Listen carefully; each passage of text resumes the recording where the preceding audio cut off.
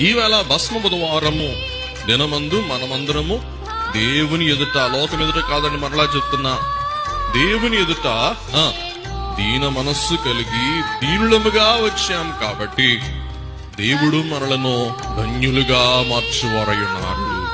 ఆత్మ విషయమై దీనులైన వారు ధన్యులు. పరలోక రాజ్యము వారిది. చూసారు ఎంత గొప్ప ధన్యత. కాబట్టి ధన్యత అంటే భాగ్యము, ఐశ్వర్యము, సంపద. కాబట్టి ఆశీర్వాదం ఎవరికంట? ఆత్మ విషయమై దీనులైన వారు. లోక విషయములో, ధన విషయములో కాదండి. ఏ విషయములో? ఆత్మ విషయములో. ఈవేళ మనము ఏ దీనత్వం కలిగి ఉండాలంటే ఆత్మ విషయములో దీనత్వము కలిగిన వారమైతే పరలోక రాజ్యమును మనము సంపాదించు.